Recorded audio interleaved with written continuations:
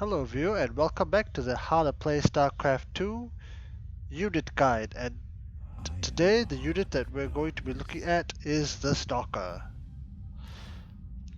So let's talk a little bit about lore. So the Stalker, well, here he is. It's this well, let's talk a little bit about its lore. That explains what it is. So what this is that this is a Nerazim warrior, aka Dark Templar. That's, again, the Dark Templar are a race of Protoss, which the unit gave you to the Dark Templar hail from, and it's been augmented in this cybernetic suit. So later, if you put it beside the Marine, you notice that these things are actually pretty big. Okay, so let's go back a little bit, and let's talk about where they come from and how do you make them. Okay, so the Stalker, like its Zealot brethren, is made from a gateway. Now, normally if you build a gateway, again, in this game mode it's a bit different. Normally, if you build a gateway, you'll only be able to build a Zealot and nothing else. However, once you build the Cybernetics core, you have access to the other units, such as the Stalker. That's where it comes from. And after you research Warpgate, the Stalker, like the Zealot, can be warped in anywhere. You can warp in one here, and you'll also be able to warp in one over here. Once it transforms. Okay, so while that's transforming, so now additional 2 buildings. Yep, we can warp one in over here. If we want to talk about upgrades, the Stalkers are ground-based units, which means that they benefit from upgrades. So if we, I mean right now it's 000, but if I press these numbers, Upgrade complete. +1, +1. So that's where you make the Stalker from. Now, let's talk about its upgrade, which is far more important. Now, it's got one key upgrade, and that upgrade is Blink. This upgrade that you have to purchase at the Twilight Council, like Charge, and like Resonating Glimpse of the Future. Just gonna, okay, it's from this building, Twilight Council, and this upgrade is very, very important. Now, rather than showing you what it does from here, we're gonna go back. So what Blink does is that we're just gonna put 5 Stalkers here and 5 Stalkers over there. Nice number, nice. Excellent. We're gonna give them the ability to blink. Now, what Blink allows a Stalker to do, as an example, is that it allows it to teleport a short distance. Let's ignore the enemy for now. Okay, and if you blink, see, it teleports.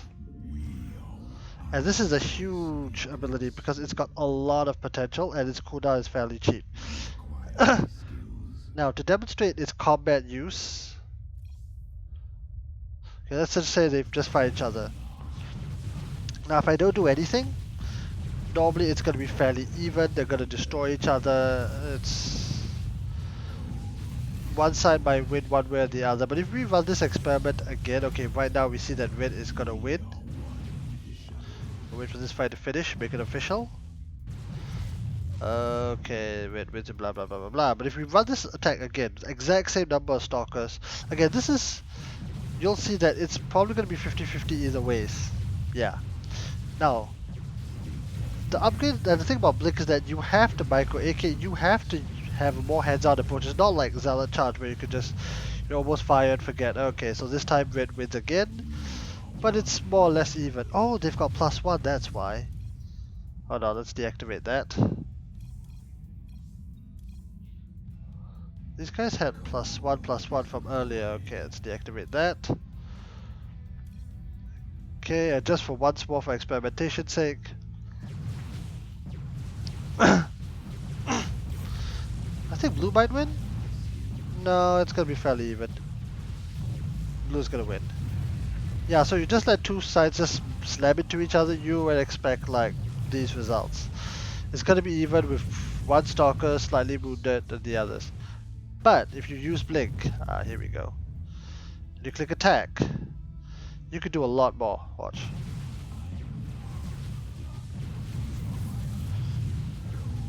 You can blink the wounded Stalkers out of action.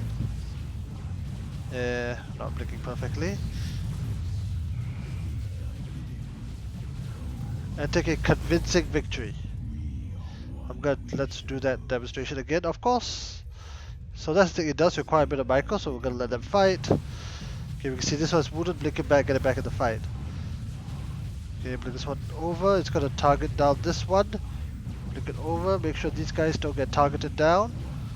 A bit of micro here and there. Okay, one does fall. Yep. That is the blink ability. Now, the other thing about the blink ability, which is important, is that it allows you to go up to high ground vision. So we're going to give the Protoss an observer, and we're going to make our enemies the Zerg. Let's call it. Let's get rid of these guys. You have a bunch of Zerglings. Now, something that's important. Move this observer down here. Oh, right. So what you'll notice is that if you have vision of the high ground, okay, now this mod I've turned it vision on, you can jump up and down these cliffs. We'll show you the combat application in a moment. Yeah, let's get back to low ground. But this is critical because let's say you want to come up here, or we go over here. Yep, you see, you are not allowed to blink. You can't find a placement location. You can't blink up there. Now, so another thing blink is really, really good for, blink specifically, is this. You can use this to run the hell away. And because blink has a relatively short cooldown, see this high ground? And the Zerg can't get up here. And the other thing is that the enemy doesn't have a high ground vision either. With blink, let's say you're going up against, well, heck, let's put in 5 Stalkers. Okay, we move our observer to the high ground. The enemy attacks. We decide not to engage. Oops. See, the enemy can't attack, and from here we could just harass to our heart's content.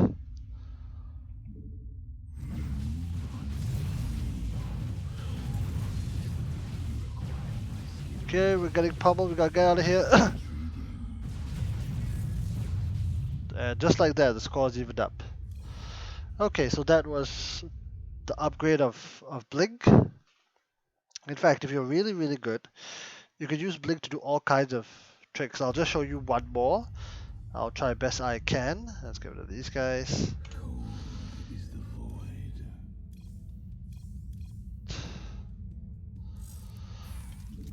Okay, so the Widowmine is a pretty devastating unit.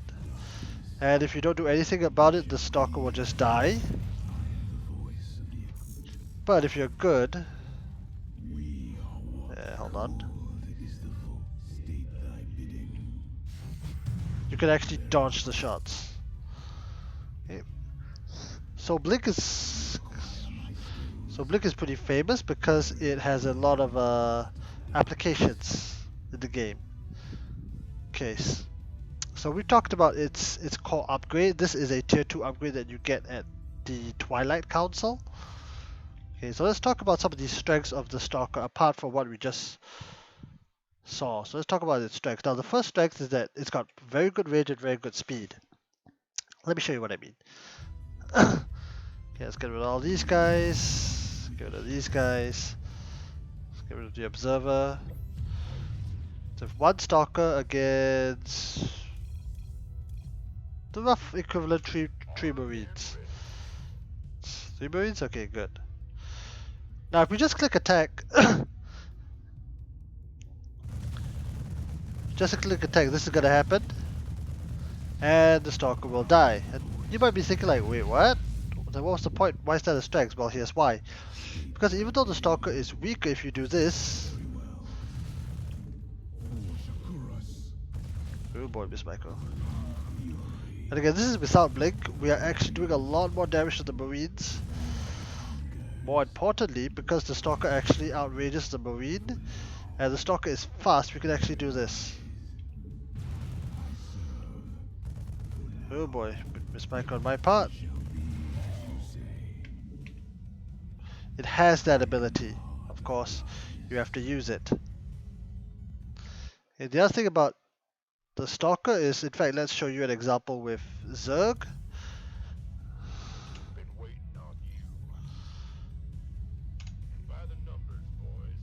Mhm. Okay, let's do the rough equivalent number in Zerglings. The thing about the Stalker is that you can do a lot of things with this.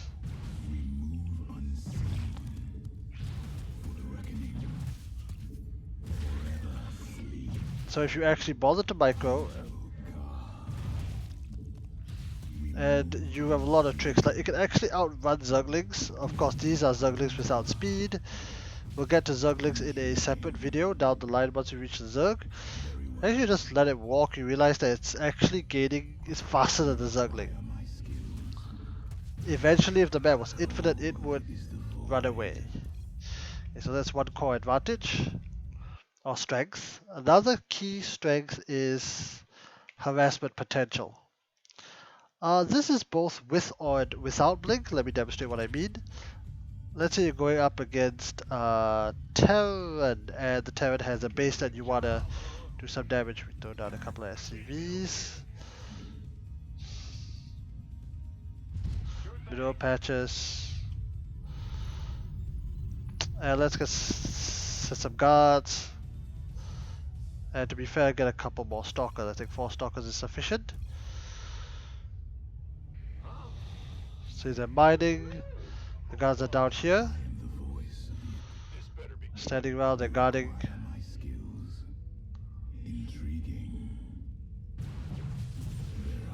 Okay, we've been engaged. We decide to make a run for it.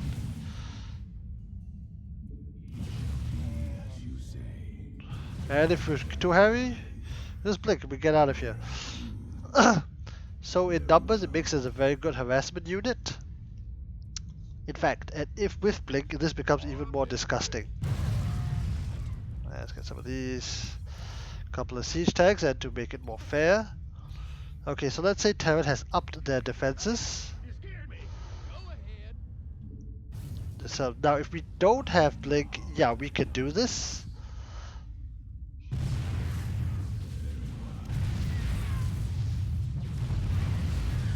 And the Stalkers will eventually win out. However, if we do this with blink as a harassment option, hold on.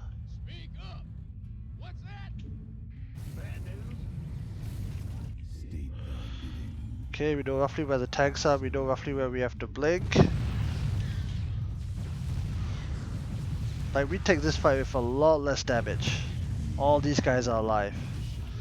And if any reinforcements come or could, oh god. Yep, just blink out of here. So that's very, very good harassment options.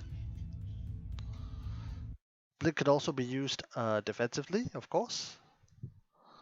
Okay, and I will show you a potential of that, which is the other third strength of it, kind of melding together, is that it's anti-air.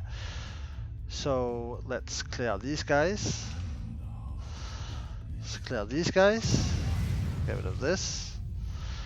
Let's get a Banshee for the Zerg. No, a Banshee for the Terran. 3 Mutas for the Zerg. And an Oracle for the Protoss. And a single probe. Okay, so let's take a scenario. Let's see. Okay, you're mining, and then you see, oh no, a Banshee's coming over. Like, if you get a Zealot, well, this is gonna happen. But if you get a Stalker, the Stalker is actually able to like take on, and more importantly, it protects your middle line. So this, of course, bit of this micro. Okay, Banshee can leave.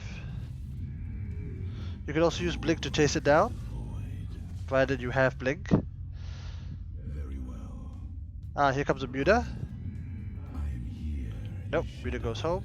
Okay, so something else that commonly happens are oracles that try to go into middle lines, try to kill your workers, but as long as you have some stalkers here, this is gonna happen.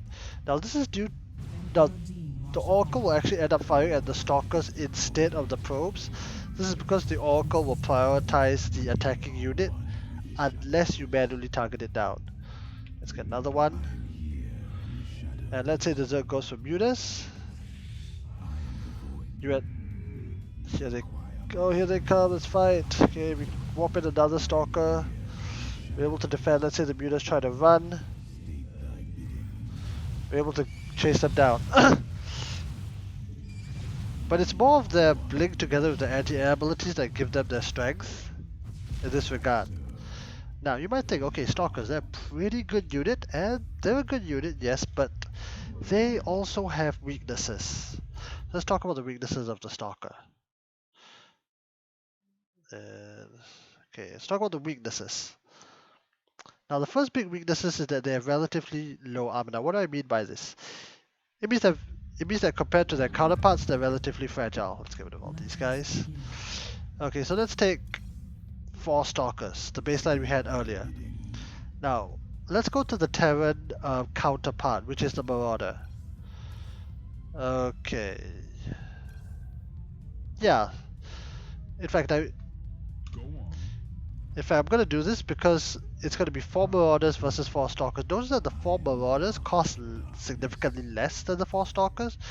And if I just attack, again, let's assume there's no micros, assume that I'm not pulling that fancy stuff. This will happen.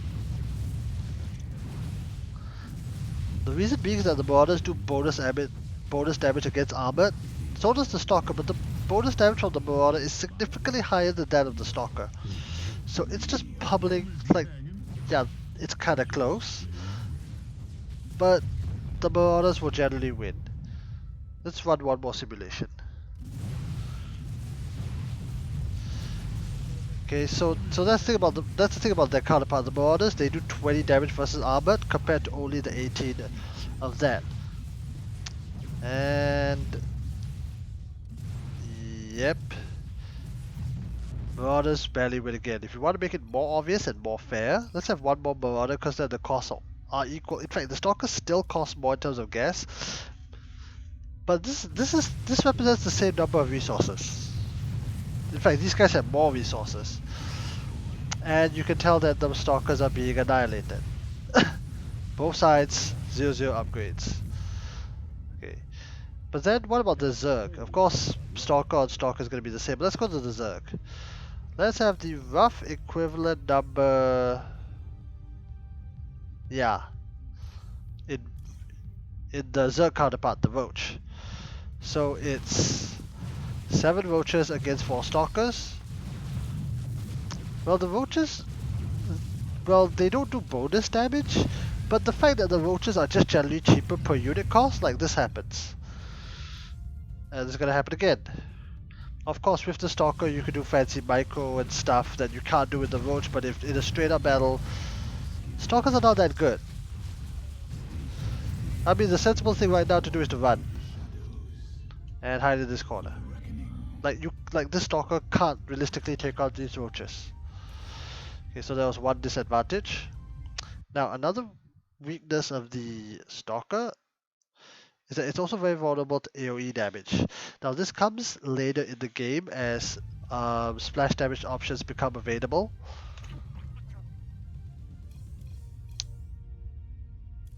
Let's get the Disruptor. Let's order them to attack. Of course, the Disruptor, you have to manually fire it, but if you do...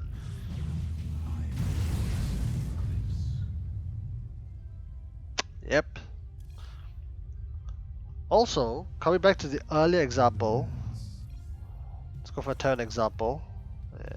Okay, 3 Widow Mines, we click attack. Okay, they charge right up to it. No, this is not normally how you use Widow Mines, but still. They're pretty vulnerable to this kind of like strong AoE. They're still relatively, it comes back to the same point that they're relatively low armor. Now the other weakness that they have is that, as you can kind of guess, is that they're bad at the later stages of the game.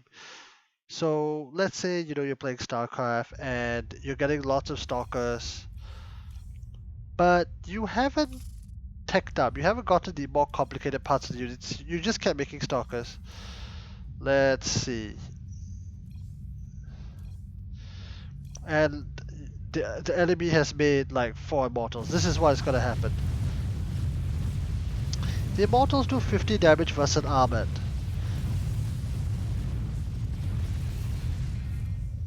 I think you saw that. In fact, let's just take away one. Just 3 against 9 Stalkers. 3 to 1, good odds, right? And no. Like the Stalkers just by themselves. Against these higher tier units stand absolutely no chance. Let's see, 9. And let's say against Terran. I think 2 Thors?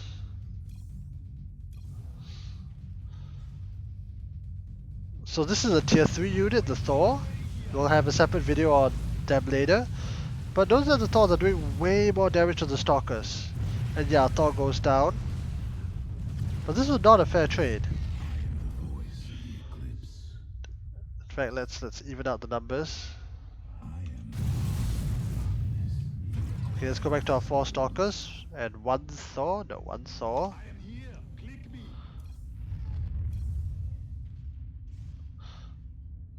Never mind upgrades, let's assume they're even.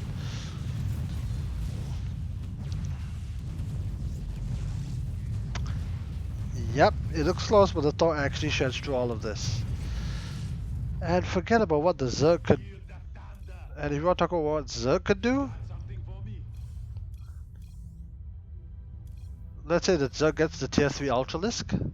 Again, this is without the Ultralisk upgrades. Yeah, it literally just swipes its way through. Like water. Now you might be thinking to yourself, okay, wait a minute, but these guys are anti-air, right? That's a big deal. Oh, yes, that's good. That's a mistake. Now they're all neatly lined up. Well, the problem is that, again, once the enemy reaches a tier or the strongest unit, let's have 1 carrier, which by the way costs less.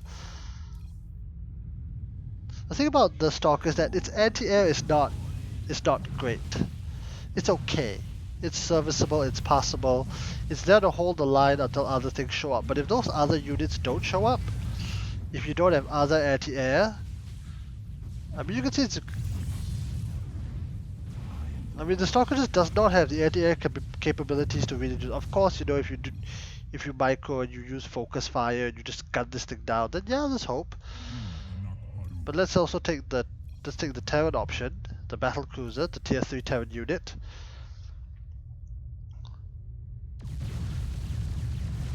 Yeah, you might take a look. So it's not bad. It's gonna take down BC. No, it will not. The sheer damage it does. See, the anti-air is just not strong enough.